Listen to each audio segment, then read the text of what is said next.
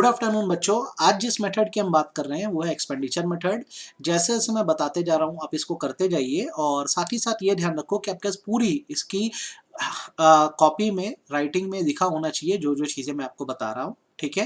Expenditure method से आप जब नेशनल इनकम कैलकुलेट करते हैं तो आपका जो एग्रीगेट आता है वो है जीडीपी एमपी, जिसके बेसिस पर आप नेशनल इनकम निकालते हैं, दैट इज एनएनपीएफसी। पहले तो ये बात दिमाग में उठाओ। ऐसे मैं इसलिए बोल रहा हूँ क्योंकि जब मैंने आपको इनकम मेथड कराया था तो मैंने बोला था वहां पर जो आपका एग्रीगेट आता है वो एनडीपीएफसी था, जिसके बेसिस पर आप एनएनपीएफसी निकालते थे। यहाँ पे आपको जीडीपी एमपी निकालना होगा, ये बात पहले फोकस करो। अब आगे जो मैं बोल रहा हूँ मेरी बात को सुनो। एक्सपेंडिचर मेथड कुछ नहीं है, चार सेक्टर्स ने मिलकर जो खर्चा किया उसका सम टोटल है। वो चार सेक्टर्स हैं house hold, business firms, government, rest of the world. ठीक है। खर्चे का मतलब है फाइनल एक्सपेंडिचर, मतलब हाउस होल्ड को जो इनकम हुई उसने कहाँ खर्चा किया, बिजनेस फर्म्स ने मतलब प्रोड्यूसर ने कहाँ खर्चा किया, गवर्नमेंट ने कहाँ खर्चा किया, और रेस्ट ऑफ द वर्ल्ड मतलब इंडिया और अब्रॉड के बीच क्या खर्च हुआ, सबका सम टोटल जो होता है वो नेशनल इनकम कहलाता है एक्सपेंडिचर मेथड में।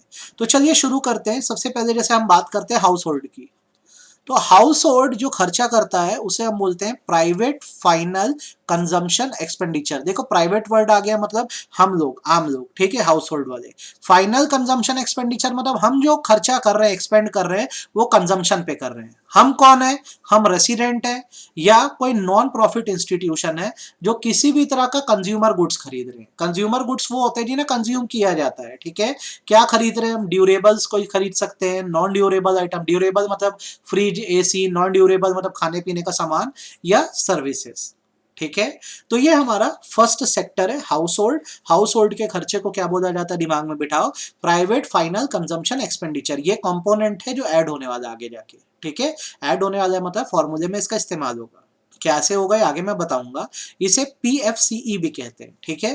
खर्चा कौन कर रहा है, कंजम्पशन एक्सपेंडिचर कौन कर रहा है, तो ये रेसिडेंट ऑफ इंडिया कर रहा है। ये वर्ड याद रखना, रेसिडेंट ऑफ इंडिया कर रहा है या यहाँ का कोई प्राइवेट नॉन प्रॉफिट इंस्टीट्यूशन कर रहा है। किस चीज में? गुड्स को खरीदने में और कंज्यूम करने में। वर्ड पे फोकस करना, फाइनल वर्ड लिखा होना चाहिए। दूसरा सेक्टर जो होता है वो है गवर्नमेंट। ठीक है। गवर्नमेंट जो एक्सपेंडिचर करती है उसको बोलते हैं government final consumption expenditure, GFC. हम जो कर रहे थे वो क्या था? पीएफसीई। गवर्नमेंट जो कर रही है वो है GFC, government final consumption expenditure. यहाँ गवर्नमेंट का मतलब सेंट्रल या स्टेट गवर्नमेंट है। गवर्नमेंट किस पे खर्चा करती है? हम पर खर्चा करती है, हमसे ही रेवेन्यू कलेक्ट करती है और वो खर्चा करती है देश के डिफेंस पर, लॉ एंड ऑर्डर पर, एजुकेशन पे, एक्सेट्रा एक्सेट्रा। तो ये आपका सेकंड कंपोनेंट बन गया जो आपके फॉर्मूले में ऐड होने वाला है, गवर्नमेंट फाइनल कंजम्पशन एक्सपेंडिचर। और जो फर्स्ट कंपोनेंट था वो था प्राइवेट फाइनल कंजम्पशन एक्सपेंडिचर। ठीक है। यहाँ पे मैं प्लस साइन लगा दे रहा हूँ ताकि आपको पता रहे कौन कौन से एक्सपेंडिचर ऐड हो रहे हैं। ठीक। अब जैसे कई बार क्वेश्चन में क्या होता है, गवर्नमेंट फाइनल कंजम्पशन एक्सपेंडिचर एक ही बार में दे दिया रहता है तो कोई इशू नहीं है। कई बार हमें कैलकुलेट करना होता है, तो अगर हमें कहा जाए कि गवर्नमेंट का फाइनल एक्सपेंडिचर क्या है तो उसको हम इस तरह से निकालते हैं। गवर्नमेंट का इंटरमीडिएट कंजम्पशन कितना है, प्लस उसमें compensation of employees paid by government, government ने अपने सर्वेंट्स को कितनी सैलरी दी है। ठीक। गवर्नमेंट ने अब्रॉड से कितना परचेजेस किया है अपने कंसुलेट्स के लिए या एम्बेसीज के लिए। और चौथी चीज जो माइनस होती है वो ये है कि हमारी जो गवर्नमेंट है उसने कितनी गुड्स एंड सर्विसेज सेल करी है, दूसरे देशों में बेची है। तो चलिए इस बात को रिपीट करते हैं। हम बात कर रहे हैं एक्सपेंडिचर मेथड की। चार सेक्टर्स हैं, house hold, firm, government, rest of the world. इनके खर्चों को ऐड किया जाता है। हाउस होल्ड जो खर्चा करती है उसको बोलते हैं private final consumption expenditure, component number 1 जो ऐड होगा। गवर्नमेंट जो खर्चा करती है उसे बोलते हैं गवर्नमेंट फाइनल कंजम्पशन एक्सपेंडिचर, जो सरकार हमारे लिए खर्चा करती है। डायरेक्ट क्वेश्चन मैंने दे तो बहुत अच्छा, अदरवाइज आपको निकालना पड़ेगा कंजम्पशन एक्सपेंडिचर। इसमें तीन चीजों को ऐड करना होता है, गवर्नमेंट का कंजम्पशन प्लस गवर्नमेंट ने कितनी सैलरी पे करी मतलब कंपनसेशन ऑफ एम्प्लॉय, गवर्नमेंट ने अब्रॉड से कितनी परचेजेस की माइनस गवर्नमेंट ने अपनी कितनी गुड्स एंड सर्विसेज सेल करी है। तो जनरली ये आपको सेपरेट क्वेश्चन में दे देता है, आप निकालिए गवर्नमेंट का फाइनल कंजम्पशन एक्सपेंडिचर क्या है। अदरवाइज नॉर्मल क्वेश्चन आप बनाएंगे तो उसमें आपको साफ साफ क्या दिया रहता है, गवर्नमेंट फाइनल कंजम्पशन एक्सपेंडिचर का फिगर दिया रहता है। नहीं दिया तो ये फॉर्मूला यूज करना। आगे बढ़ते हैं। तीसरा सेक्टर है बिजनेस फर्म्स। भाई बिजनेस फर्म कौन होते हैं? ये प्रोड्यूसर्स होते हैं। ये क्या करते हैं? बेसिकली इन्वेस्टमेंट करते हैं, इनका मेन काम यही है। इन्वेस्ट करते हैं, उसी से गुड्स एंड सर्विस बनती हैं, उसे बेचते हैं और कमाते हैं। इनका यही काम है, मेन काम तो यही है। तो जब एक बिजनेस फर्म की मैं बात करता हूं तो इनका जो खर्चा होता है अक्सर वो कैपिटल फॉर्मेशन में होता है, ठीक है। कैपिटल फॉर्मेशन मतलब इन्वेस्टमेंट में इनका मेन खर्चा होता है, ठीक है। तो अगर मैं आज एक बिजनेसमैन हूं और मैं एक इन्वेस्टमेंट कर रहा हूं तो मेरा इन्वेस्टमेंट जो है वो दो चीजों में होता है, या तो फिक्स्ड एसेट्स में होता है या तो करंट एसेट में होता है। अब मेरी बात को थोड़ा सा ध्यान से सुनना। एक्सपेंडिचर मेथड में सबसे पहले आपने हाउस होल्ड के खर्चों को ऐड किया, प्राइवेट फाइनल कंजम्पशन एक्सपेंडिचर, ये आपको क्वेश्चन में डायरेक्टली दिया रहेगा। गवर्नमेंट फाइनल कंजम्पशन एक्सपेंडिचर ये भी डायरेक्टली दिया रहता है, नहीं दिया है तो ये फॉर्मूला आप देख लीजिए, इसको अप्लाई करके हमें निकालना होता है। तीसरा, प्रोड्यूसर्स क्या करते हैं तो ये इन्वेस्टमेंट करते हैं, इनके इन्वेस्टमेंट को हम बोलते हैं ग्रॉस, ये वर्ड याद रखना, ग्रॉस। डोमेस्टिक मतलब देश के अंदर, कैपिटल फॉर्मेशन मतलब ये जो इन्वेस्टमेंट कर रहे हैं, ये हमारा तीसरा कंपोनेंट होता है। ये भी क्वेश्चन में डायरेक्टली दिया रहता है, ध्यान रखना। लेकिन अगर नहीं दिया है तो आपको इसको क्या करना होगा, कैलकुलेट करना होगा। कैलकुलेट करने के लिए दो चीजों को आपको ऐड करना होता है, एक तो आपका ग्रॉस फिक्स कैपिटल फॉर्मेशन क्या है, इसका मतलब आपने फिक्स्ड एसेट में कितना इन्वेस्टमेंट किया। अच्छा, फिक्स्ड एसेट क्या होती हैं, तो फिक्स्ड एसेट मतलब प्लांट एंड मशीनरी इक्विपमेंट जिसमें हमने फिक्स इन्वेस्टमेंट किया। कई बार हम कंस्ट्रक्शन कराते हैं, हम का मतलब हाउस होल्ड के कंस्ट्रक्शन को इसमें जोड़ा गया है, हाउस या बिल्डिंग हम बनवाते हैं। कई बार सरकार जो होती है वो इन्वेस्टमेंट करती है, रोड ब्रिजेस बनाती है। तो किसी भी फिक्स एसेट के इन्वेस्टमेंट को ग्रॉस फिक्स कैपिटल फॉर्मेशन कहते हैं। इसमें आपको प्लस करना होता है इन्वेंट्री मैनेजमेंट, मतलब आपकी करंट एसेट्स, इसको चेंज इन स्टॉक बोलते हैं। डायरेक्ट दे दिया चेंज इन स्टॉक तो बहुत अच्छा, अदरवाइज कैसे निकालना, closing stock minus opening stock करके आपका चेंजिंग स्टॉक निकलता है। चलिए फिर बोल रहा हूं, ध्यान से सुनो, बार बार बोलूंगा। देखो, आपको अगर एक्सपेंडिचर मेथड पे जाना है, पहला कंपोनेंट आपका होता है प्राइवेट फाइनल कंजम्पशन एक्सपेंडिचर, ठीक है। ये वो खर्चे हैं जो हमने कंजम्पशन पे लगाए, हम मतलब हाउस होल्ड। इसमें हम ऐड करते हैं गवर्नमेंट के एक्सपेंडिचर को, ये भी आपको डायरेक्ट दे देता है गवर्नमेंट फाइनल कंजम्पशन एक्सपेंडिचर। नहीं देगा तो फॉर्मूला देख लीजिए, इन सारी चीजों को ऐड करना होगा, इसको एकदम आराम से आप नोट डाउन करिए। देन इसमें ऐड किया जाता है gross domestic capital formation. Gross domestic capital formation का मतलब होता है कितना इन्वेस्टमेंट बिजनेस साइड से हमारे देश में हो रहा है। तो एक अगर फिक्स इन्वेस्टमेंट है तो उसे ग्रॉस फिक्स कैपिटल फॉर्मेशन बोलते हैं, और साथ में करंट एसेट है तो उसको चेंज इन स्टॉक बोलते हैं। तो आपको डायरेक्ट क्वेश्चन में ग्रॉस डोमेस्टिक कैपिटल फॉर्मेशन दे देगा, और यदि नहीं दिया है तो आपको दो चीजों को ऐड करना होगा, दोनों ही दिया होगा, ग्रॉस फिक्स कैपिटल फॉर्मेशन और चेंज इन स्टॉक, ये लिखा होगा। अब चेंज इन स्टॉक डायरेक्ट दे दिया तो बहुत अच्छा, नहीं तो closing stock minus opening stock करना पड़ेगा। चौथा और आखिरी कंपोनेंट है रेस्ट ऑफ द वर्ल्ड के एक्सपेंडिचर, इसे नेट एक्सपोर्ट बोला जाता है। डायरेक्ट नेट एक्सपोर्ट दे दे तो बहुत अच्छा, अदरवाइज आपको देगा एक्सपोर्ट माइनस इंपोर्ट, आपको करके नेट एक्सपोर्ट निकालना होगा। अब ये चार सेक्टर्स हैं, चारों के खर्चे हैं, इसको मैंने कट शॉर्ट करके भी लिख दिया, आप नोटिंग कर दीजिए। सबसे पहला, प्राइवेट फाइनल कंजम्पशन एक्सपेंडिचर कौन कर रहा था, हाउस होल्ड कर रहा था, ये फिगर आपको डायरेक्ट देगा।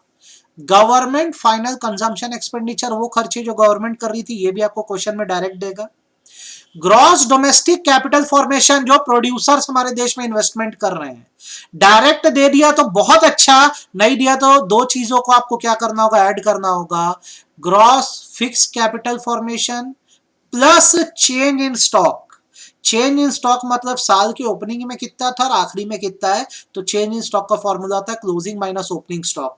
अगर आपको क्लोजिंग और ओपनिंग अलग अलग दिया तो दोनों का आप डिडक्ट कर देना तो चेंज इन स्टॉक आ जाएगा, अदरवाइज क्वेश्चन में आपको क्या देगा, चेंज इन स्टॉक देगा ही देगा। लास्ट कंपोनेंट होता है नेट एक्सपोर्ट, ठीक है। एक्सपोर्ट माइनस इंपोर्ट करने से नेक्स्ट एक्सपोर्ट आता है। जब आप इन चार कंपोनेंट्स को ऐड करेंगे तो आपका आएगा domestic income, that is GDP MP, ठीक है। आपको चाहिए नेशनल इनकम, तो आपको ग्रॉस से नेट में जाना है तो डेप्रिसिएशन आप माइनस करो, ठीक है। आपको डोमेस्टिक से नेशनल में जाना है, आप net factor income from abroad plus करो। आपको एमपी से एफसी में जाना है, नेट इनडायरेक्ट टैक्स आप क्या करो, माइनस करो। यहां मैं लिख दे रहा हूं एनआईटी मतलब है क्या, नेट इनडायरेक्ट टैक्स। एनएफआईए मतलब क्या है, net factor income from abroad, income from abroad, ताकि आपके मन में कोई कंफ्यूजन इसको लेकर ना रहे। तो आप इसको देखिए और अच्छे से सीखिए, सारी बात मैंने आपको बता दी है। एक्सपेंडिचर मेथड क्या है, चार सेक्टर्स ने जो खर्चा किया है वो एक्सपेंडिचर कहलाता है, ये हमारी नेशनल इनकम का कैलकुलेशन है, ठीक। चार सेक्टर कौन से है? हाउस होल्ड है, फर्म है, गवर्नमेंट है, रेस्ट ऑफ द वर्ल्ड है। हाउस होल्ड ने जो खर्चा किया उसको प्राइवेट फाइनल कंजम्पशन एक्सपेंडिचर कहते हैं, ठीक है। गवर्नमेंट ने जो खर्चा किया, जो हमने ऐड किया, उसे हम कहते हैं government final consumption expenditure. Business में जो इन्वेस्टमेंट हुआ वो ग्रॉस डोमेस्टिक कैपिटल फॉर्मेशन है, और जो रेस्ट ऑफ दी वर्ल्ड से हमारे ट्रांजैक्शन हुए नेट एक्सपोर्ट है। तो इन चार चीजों को आपको क्या करना था? ऐड करना होता है। किसे किसे? Private final consumption expenditure, government final consumption expenditure. Gross domestic capital formation directly दे दे तो बहुत अच्छा, नहीं देगा तो आपको इसे निकालना पड़ेगा। निकालने का तरीका, ग्रॉस फिक्स कैपिटल फॉर्मेशन मतलब फिक्स्ड एसेट में आपका क्या इन्वेस्टमेंट है, प्लस चेंज इन स्टॉक मतलब आपकी इन्वेंट्री या स्टॉक साल में कितना बदला।